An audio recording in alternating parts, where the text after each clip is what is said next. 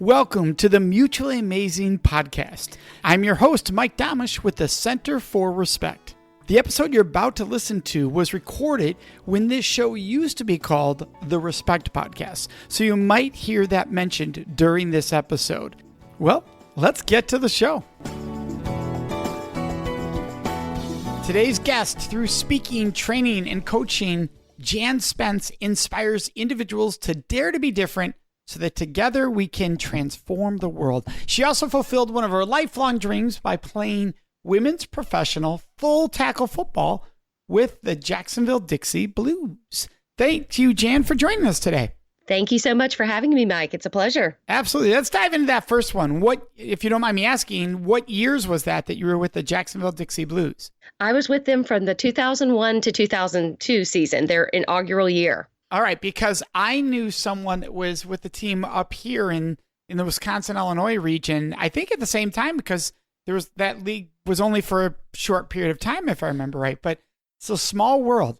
Let's dive right into this. I love the fact that you bring such a diverse background to the discussion. What inspired you to share a message of encouraging others as a means of showing respect, empathy, and dignity? Well, a lot of it really goes back to obviously the way that I was brought up, but really through that football story, I realized the impact of the fact that just a kind gesture, like sharing a bottle of water with someone, or something as simple as just calling out someone's name and encouraging them, it really, really has power. It turned a group of 80 very fierce competitors into teammates in about an hour. So when I saw that played out live, I knew that there was something to that, and that just a little bit of an encouragement from one peer to another peer can have some pretty impactful dynamic results. When we show that kind of respect for each other. So how did you go from there to where you are today? You're speaking, you're an author. So I have been a speaker for about 6 years now and really got onto this message. I used to share the stories of playing football as part of my keynote and had lots of different little life lessons in there from different things that I learned during that experience. And it was actually working with someone to do my first TEDx talk. And I said, what's the real idea worth sharing that I have, the message to send to the world?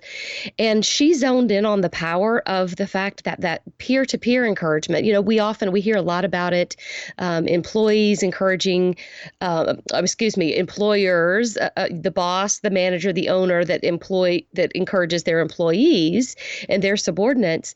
But we don't hear a lot about employees encouraging others, especially when they're struggling. And so she found that story very powerful. And so we extracted that.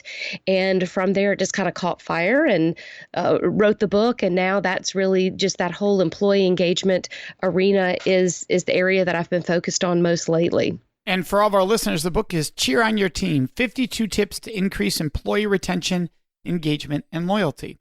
So how do you feel that respect plays a role in that discussion? Especially in business world, Mike, it's competitive.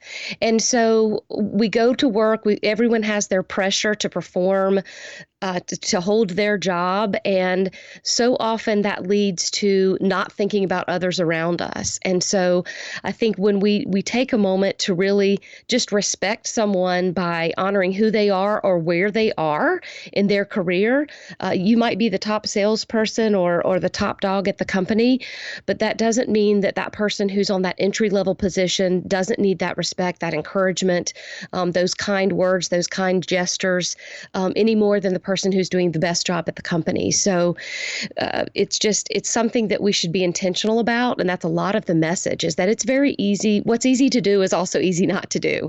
So it's real easy to say thank you and please. It's easy to hold the door for someone.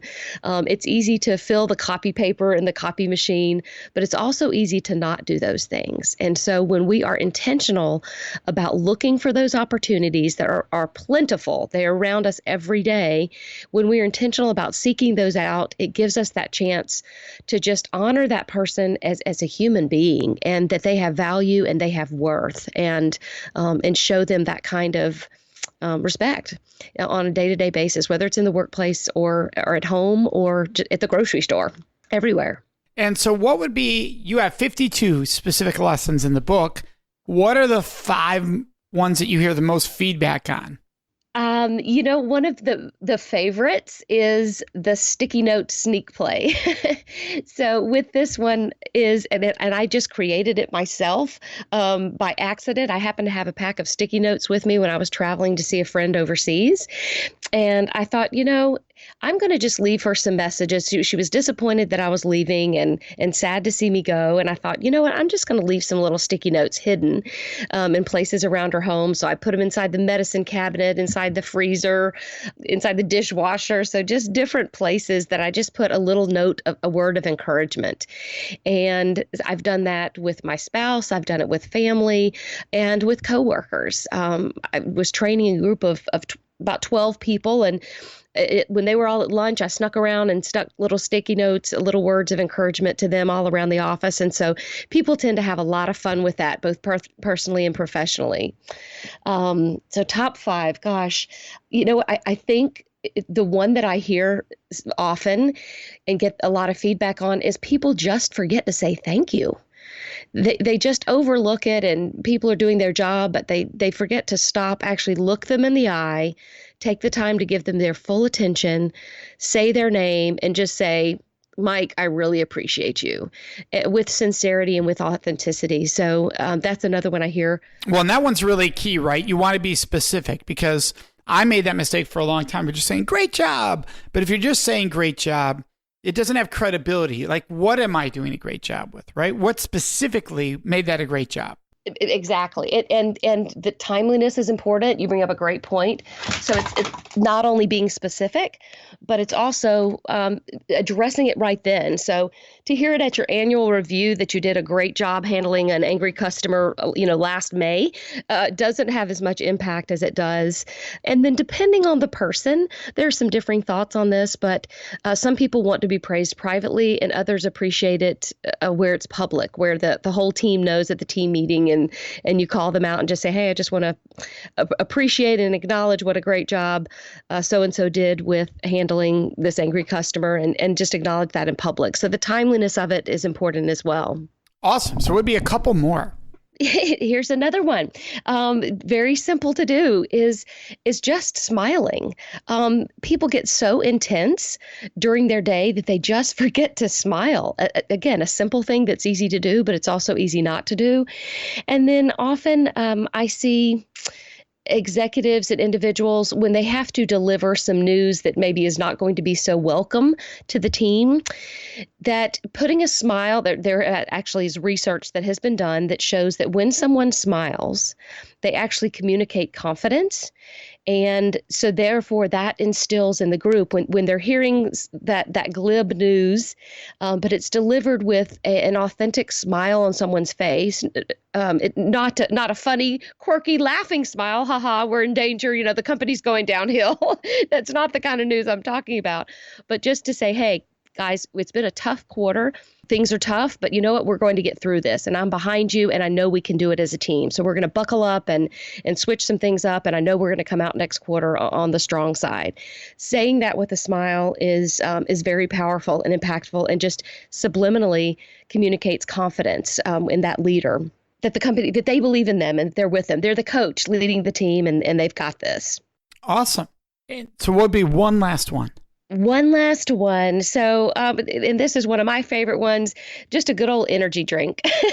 So when times are tough, it's stressful time, maybe it's, the last day of the month and everyone's pushing to get orders out, just sharing energy drinks. There's different varieties in the book, doing ice cream, getting a cooler full of ice cream, snow cones, that sort of thing to pass out to the staff, or even just finding out people's favorite candy bar and just bring them just a good old fashioned sugary treat. So that's another easy one that is something that any leader or a peer can do that can just pick people up when they're having a stressful time. It just takes their mind off of things. So I think that's another one. It directly conflicts with the one that says get everybody up to move and get exercise, but it's a lot more fun. So sure, absolutely. Well, I love that there's so much variety in that, right? And that's why I wanted to go with the 5. I wanted to hear people hear different possibilities, right? From having fun to the smile, which should be fun too.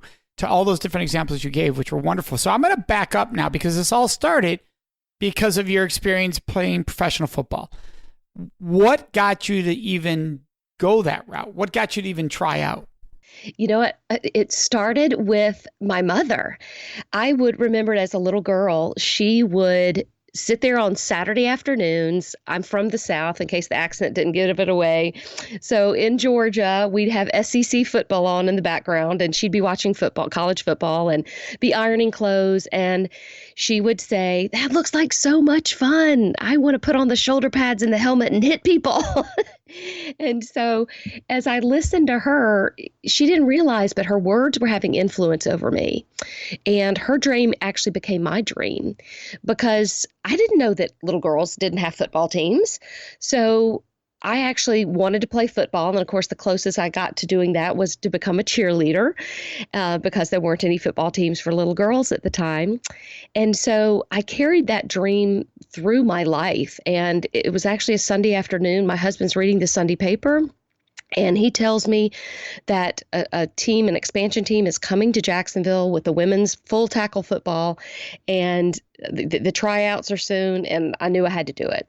That's how it came about. It just kind of fell in my lap. But had I never shared that dream, and two, on the point of respect, Mike, he respected that dream. As silly as it was for me, a grown woman, to play professional full tackle football was just absurd, but he knew that it was a true dream, and he honored that. And so he was willing to share that because I'd put it out there.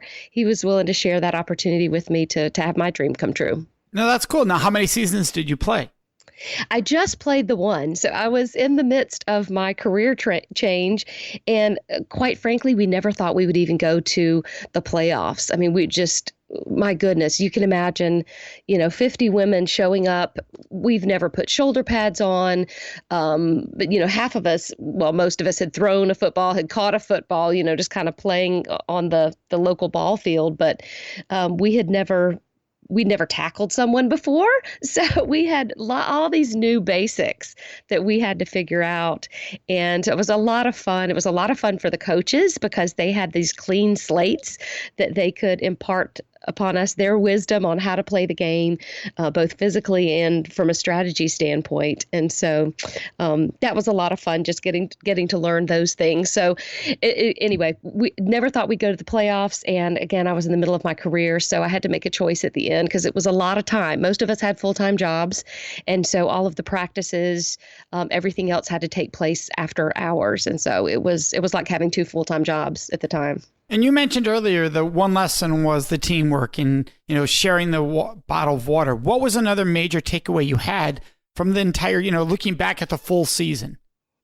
When I got there, when I arrived to the tryouts, the women weren't talking to each other, which is not normal. We're very social beings. And I could tell right away that it was a very competitive environment. And I was not performing well with all of the exercises and the drills that we were doing. And so I thought, you know what, we were about to do the 40-yard dash. And I thought, this is my chance. I've got to make it, and gave it everything I had. And then from the sidelines, I just heard some cruel words from another player. And she just kind of like, why are you even here? Why do you even try? Is that the best you can do? And it was very hurtful. And I thought, maybe I should just leave. And this is ridiculous. What do I think I'm doing here? And then I remembered that, I deserved to be there too. And I thought, what can I give? And I thought, you know what? I'm going to turn this thing around. I remember my mother exemplifying that for me as a child, of including people and being intentional about seeking the opportunities to respect other people and show them that they are important. And so my husband had sent me off with an igloo cooler full of water and Gatorade. So I just started giving women bottles of water. I would learn their name. And then when they were doing a drill, I would cheer for them and call out their name. And I encouraged those women that were doing well. But I was also encouraging the ones that were struggling. So I would say, you know what, don't worry about it. You've got the next one. You've got this. And so just that spirit of encouragement, just that simple gesture of sharing a bottle of water, of calling out someone's name and applauding them, letting them know that you believed in them, had such power. So not only was it the words of encouragement, But the other thing I learned, Mike, was that behavior is contagious. One by one, the women started to copy me. So it wasn't just me applauding on the sidelines as one person, but they began to follow suit. They began to cheer for each other and high five each other and help each other up when they fell down. So that was the other biggest lesson, is that what we do when we either disrespect people or when we respect people, that behavior, people are watching, and that has impact on others, and that behavior is contagious. So I think that's probably the other biggest lesson that I learned throughout that experience. And you mentioned earlier that your grandmother played a role in the football side, but your mom, you've also shared, played a role in this, how you naturally said you were, to lift others up, to be that teammate. So how did your mom have that role? You know, it's an interesting story, Mike. I remember it's something that I recall, that moment on the football field when I was at that point of decision making of, do I just walk off and leave and give up my dream and admit defeat and leave, or do I stay? And if I stay, what am I going to do? And I recalled my mother, she's a preacher's wife. And so she was leading a little youth group in a little small basement, a damp basement in some little tiny church in South Georgia. And I remember seeing her getting all the kids in a circle. She explains the rules, hot potato or something like that. And the kids began to play. And then she noticed this young gal, Cindy, and Cindy was over in the corner and she wasn't playing. And Cindy was that person, Mike, that we all know that's just a little bit awkward, that just kind of doesn't always fit in. And my mother actually stopped the game, and she walked over to Cindy. She put her arms around her, and she led her to the circle. And she said, "Cindy's here, and now we can all play." And then the game began again. So I think just seeing her constantly looking out for that person that's just not fitting in, that person that's on the outside, the person that's not contributing to the conversation. For kids, I think it's, being in that lunchroom and noticing that kid that eats by himself or herself every day. What if you were that person to walk over, call them by name and say, "Hey, why don't you come sit with us?" What kind of impact could that have on that individual's life? So I think I saw her do that, and I've tried to emulate that, just to be intentional about looking for those people, the disadvantaged, the down and out. Just look them in the eyes, smile, say their name, and acknowledge them. And I believe that is giving respect to another human being, which we all deserve. Yeah, I love that. And you once were at a place where you were struggling and a friend helped you out. Can you tell us about that? Or you were ready to quit? As you know, in the speaking business, you just don't wake up one morning and hang your shingle and say, "I'm a professional speaker." And so it can be a tough business to enter into, and lots of different ways to get into the business. So I had made another career change and was finally doing what I always wanted to do, which was be a motivational professional speaker, and had been working at this for a year. I had been networking. I had been trying to get booked in a professional platforms. And finally, about the end of the year, my husband, who loves me and respects me, he just said, "You know what, maybe it's time, while you're on this path, to maybe get a part-time job." I finally booked my first paid speaking engagement, and a friend of mine, a very dear friend of mine, drove down from another state to come see it. And after he took me to dinner that night after the luncheon, and I was in tears. I said, "You know what? This is taking too long. This is too hard. I just don't have the contacts. It's just not working." And his words had power to me. His words had impact. And he said, "You've got a gift. You've got to do this. You can't give up. You were wonderful. It's just taking longer than you thought. I'll be here to help you and support you any way I can, but you can't give up."